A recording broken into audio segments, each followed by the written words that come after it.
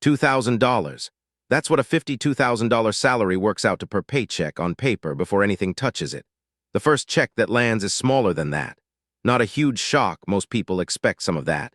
Here's the part almost nobody warns you about.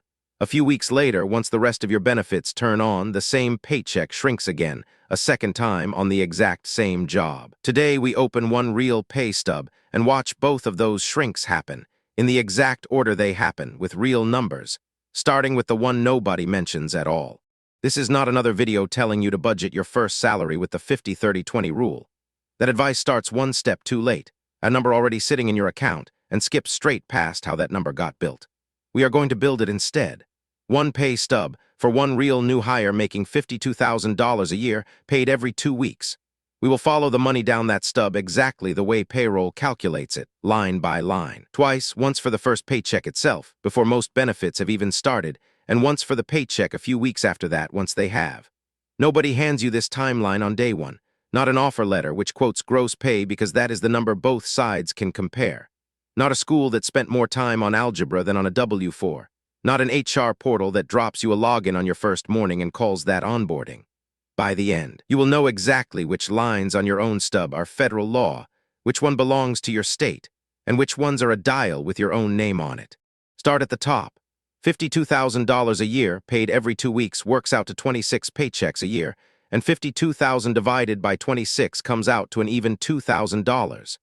That is the number from the offer letter, converted into a per check number, and it is also the last line on this stub where the number is exactly what you would guess. Every line underneath it moves in one direction only, down. Line 2 is FICA, and that single label is 2 federal taxes stacked together, Social Security and Medicare. Neither one asks what state you live in or what you wrote on your W-4. Social Security takes 6.2% of that $2,000, which is $124. Medicare takes 1.45%, which is $29. Add them, and $153 is already gone before a single other tax has touched this check. 2 details worth knowing about that line. Social Security only applies up to a wage ceiling the government resets every year, and for this year that ceiling sits at $184,500 in earnings, nowhere near a concern at this salary.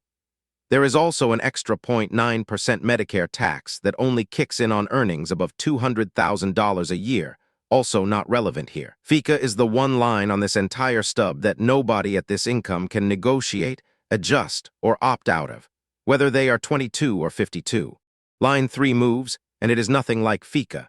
Federal income tax withholding is an estimate, built from your W-4, using IRS formulas that by default assume you are single and taking the standard deduction. That standard deduction for this year is $16,100. Run $52,000 through that formula, and the taxable portion comes out to roughly $35,900, taxed at 10% on the first $12,400 and 12% on the rest. Spread across 26 paychecks, that lands at somewhere around $156 withheld from this specific check.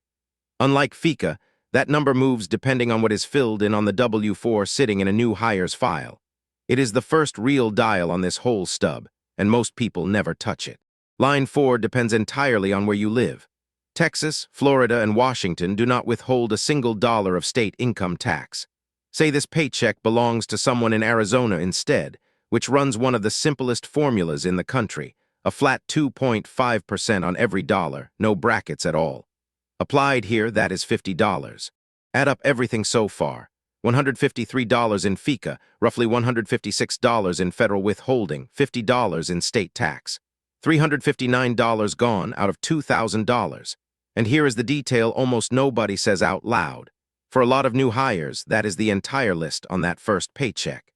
Health insurance can legally make you wait up to 90 days under federal rules, and plenty of 401k plans do not open enrollment on day one either. So paycheck 1 lands around $1,641, smaller than the offer letter, but nowhere near the smallest number this job will pay. $1,641 from a $52,000 salary from tax alone. That already feels like the whole story. It is not. Wait until the benefits turn on. A few weeks or a couple of months in, once enrollment windows close, 2 new lines show up on the same stub, and neither one is a tax. Say this person contributes 5% of their pay to a 401k, that is $100, and pays $95 toward their share of health coverage. Both come out pre-tax, which means the federal and state lines above were technically calculated on wages already reduced by that amount. That is the entire reason two people earning the identical salary can carry noticeably different tax lines, depending only on whether one of them enrolled in a 401k and the other did not. This is also the most useful pair of lines on the whole stub, because unlike FICA and unlike the state rate, this one is a dial with your own name on it. Turn the 401k percentage up and the paycheck shrinks further.